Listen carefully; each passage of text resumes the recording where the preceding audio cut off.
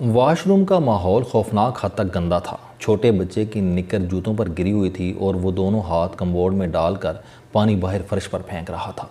دوسرا لڑکا ذرا بڑا تھا، شاید اس کی عمر 4 سال ہوگی۔ وہ یورینل کے ساتھ لٹکنے کی کوشش کر رہا تھا اور اس سے بڑا لڑکا وینٹی سے ہینڈ ٹاولز اٹھا کر ڈسٹ بن میں پھینک رہا تھا، جبکہ چوتھا لڑکا 12-13 سال کا تھا۔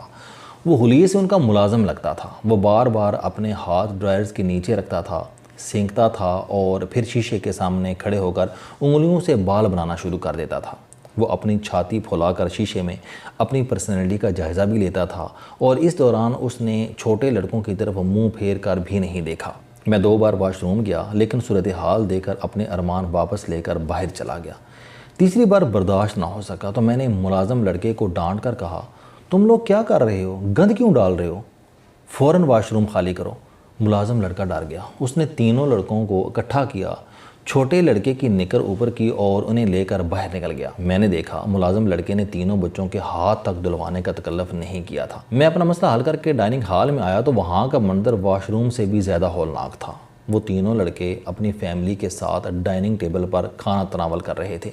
وہ بچہ جو 5 منٹ پہلے تک ہاتھوں سے کمبوڈ کا پانی باہر پھینک رہا تھا، اس نے انہی ہاتھوں سے پیسٹری اٹھا کر منہ میں ٹھونس رکھی تھی۔ پیسٹری کو چاکلیٹ اس کی بانچوں سے لٹک رہا تھا۔ یورینل سے لٹک کر اپنے بازوؤں کی طاقت چیک کرنے والا بچہ دونوں ہاتھوں سے فرینچ فرائز کھا رہا تھا۔ ہینڈ ٹاولز کا قتل عام کرنے والا لڑکا معصوم سی شکل بنا کر پیزے پر ہاتھ صاف کر رہا تھا اور ملازم لڑکا لابی میں صوفے پر بیٹھ کر انہیں حیرت سے دیکھ رہا تھا۔ اس کے چہرے پر اس وقت سادگی، معصومیت اور مظلومیت تینوں تھیں، جبکہ بچوں کے والدین صاحب لوگ مزے سے گپ لگا رہے تھے۔ یہ لوگ یقیناً خوشحال تھے۔ 5 اسٹار ہوٹلوں میں ہائی ٹی کرنے والے لوگ خوشحال ہی ہوتے ہیں۔ یہ لاہور کے ایک 5 اسٹار ہوٹل کا منظر تھا۔ میں وہاں مدعو تھا۔ واش روم کی ضرورت پڑی تو میں ہوٹل کے پبلک ٹوائلٹ میں چلا گیا اور وہاں ان بچوں کا قبضہ تھا۔ میں نے ٹوائلٹ کلینر تلاش کیا، لیکن مجھے وہ نہیں ملا۔ بہرحال میں نے بچوں کو واش روم میں گند مچاتے اور پھر غلیظ ہاتھوں سے کھانا کھاتے دیکھا اور سوچا میں بچوں کے والدین کو بتا دیتا ہوں، لیکن پھر مجھے حوصلہ نہیں ہوا۔ میرا تجربہ ہے کہ انسان کو بلا وجہ کسی کو مشورہ نہیں دینا چاہیے۔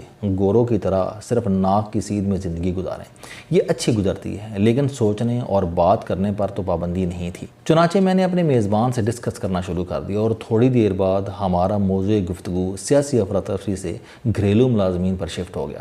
میرے میزبان نے اپنا تجربہ بتایا۔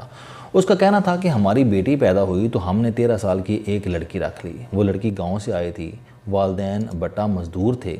ہم نے سوچا کہ ہماری بیٹی کی ٹیک کیئر ہو جائے گی، یہ لڑکی بھی زندگی کی سہولتیں انجوائے کر لے گی اور اس کے والدین کی مالی مدد بھی ہو جائے گی۔ لہٰذا ہم نے اس لڑکی کا بیڈ اپنی بیٹی کے کمرے میں لگا دیا۔ ہم اس کے کھانے پینے، کپڑوں اور جوتوں کا خیال بھی رکھنے لگے اور اسے تھوڑا بہت پڑھانا لکھانا بھی شروع کر دیا۔ ہماری بیٹی ماشاءاللہ صحت مند اور خوبصورت تھی۔ ہم مطمئن تھے، لیکن پھر بچی کی صحت گرنے لگی۔ وہ قے اور اسہال کی شکار ہو گئی اور ہمارا زیادہ تر وقت ہسپتالوں اور ڈاکٹر کے ساتھ گزرنے لگا۔ ڈاکٹرز بھی پریشان تھے کیونکہ بچی کا علاج اور ادویات بالکل ٹھیک تھیں، مگر بیٹی صحت مند نہیں ہو رہی تھی۔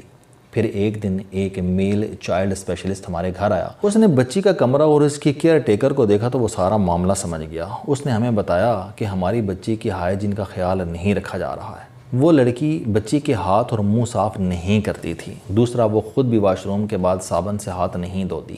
وہ 4 دن تک نہاتی بھی نہیں تھی اور گندے ہاتھوں سے ہماری بیٹی کو کھانا بھی کھلاتی تھی اور اس کے ساتھ کھیلتی بھی تھی۔ چنانچہ ہماری بیٹی بیمار رہنے لگی۔ میں نے اس سے پوچھا، کیا آپ نے اس کے بعد اس لڑکی کو نوکری سے نکال دیا؟ اس نے ہنس کر جواب دیا، میری بیوی یہی چاہتی تھی، لیکن میں اس لڑکی کو بچوں کے ایک پرائیویٹ ہسپتال میں لے گیا اور اس کی 2 ہفتے کی ٹریننگ کرا دی۔ میں نے اس کے بعد اسے واش روم کے استعمال، ہاتھ دھونے، ٹاول کے استعمال اور رہنے سہنے کا طریقہ بھی سکھا دیا۔ میری بیوی نے اسے شاور لینے اور کپڑے پہننے اور جسمانی صفائی کا طریقہ بتایا اور آج وہ بچی ہماری بیٹی کی بیسٹ فرینڈ ہے اور لوگ اسے ہماری ملازمہ کے بجائے گھر کا فرد سمجھتے ہیں۔ ہمارے ساتھ ایک بزنس مین بھی بیٹھے تھے۔ وہ یہ سن کر ہنسے اور کہنے لگے، میں نے زندگی کی تمام بدمعاشیاں اپنے ملازم سے سیکھی تھیں۔ وہ دیر تک ہنستے رہے اور پھر بولے، میرے والدین نے میری تربیت کے لیے ایک حافظ قرآن ملازم رکھ لیا۔ ان کا خیال تھا کہ وہ مجھے دین کا فہم اور زندگی گزارنے کا اسلامی طریقہ بتائے گا، لیکن وہ اپنی حرکتوں میں پورا تھا۔ اس نے مجھے چند برسوں میں وہ سب کچھ سکھا دیا جو مجھے سیکھنے میں شاید کئی دہائیاں لگ جاتی۔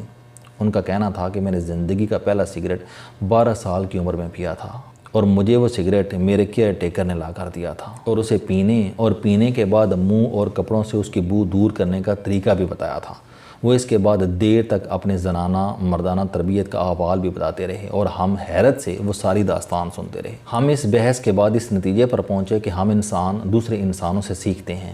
انسان کا بچہ دنیا کا واحد بچہ ہوتا ہے جسے 2.5 سال تک دوسرے انسانوں کی انتہائی ضرورت ہوتی ہے۔ ہم اگر اپنے بچوں کو 2.5 سال تک کیئر نہ دیں تو یہ سروائیو نہیں کر پاتے۔ دوسرا، ہم انسانوں کی 90% عادتیں 14 سال تک پختہ ہو جاتی ہیں اور ہم یہ عادتیں اپنے خاندان، اپنے محلے، ملازمین، اسکول اور کھیل کے میدانوں سے لیتے ہیں اور پھر باقی زندگی ان عادتوں کے اچھے برے نتائج بھگتتے ہیں۔ ہم لوور مڈل کلاس اور مڈل کلاس کو سائیڈ پر کر دیتے تھے۔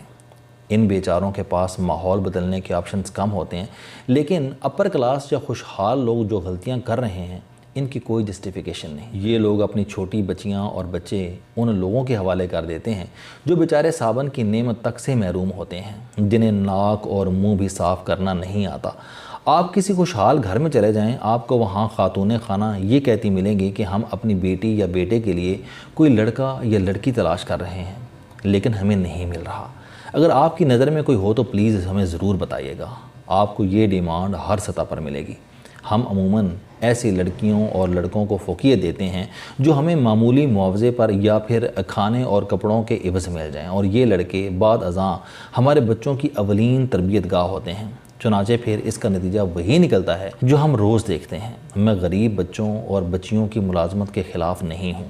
میں دل سے سمجھتا ہوں کہ اس سے غریب خاندانوں کے بچوں کو روزگار بھی ملتا ہے، کوالٹی آف لائف بھی، اور اس سے غریب خاندانوں کی مدد بھی ہو جاتی ہے۔ لہٰذا یہ سلسلہ بند نہیں ہونا چاہیے، لیکن ہمیں ریاست اور انفرادی سطح پر 2 کام ضرور کرنے چاہیے۔ ہم جب بھی کسی بچی یا بچے کو ملازم رکھیں تو اپنے بچے اس کے حوالے کرنے سے پہلے اسے ٹریننگ ضرور دیں۔ اسے ہاتھ دھونے، نہلانے، جسمانی صفائی، کپڑے اور جوتے پہننے اور میز کرسی پر کھانا کھانے کی تمیز ضرور سکھا دیں۔ اس سے ہمارے بچوں کی صحت اور تربیت بھی اچھی ہو جائے گی اور ملازم بچوں کی زندگی بھی بدل جائے گی۔ دوسرا، ملک میں گھریلو ملازمین کی ٹریننگ کی کمپنیاں اور ادارے بھی ہونے چاہیے۔ پرائیویٹ سیکٹر آگے آئے، یہ ضرورت مند بچوں کو ٹریننگ دے اور اس کے بعد باقاعدہ ایگریمنٹ کر کے ان بچوں کو خوشحال خاندانوں میں ملازمتیں دلوائے۔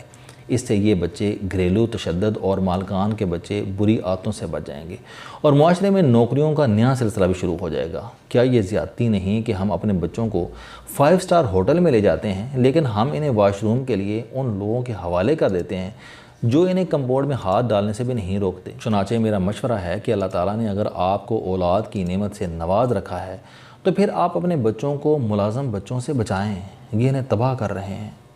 السلام علیکم۔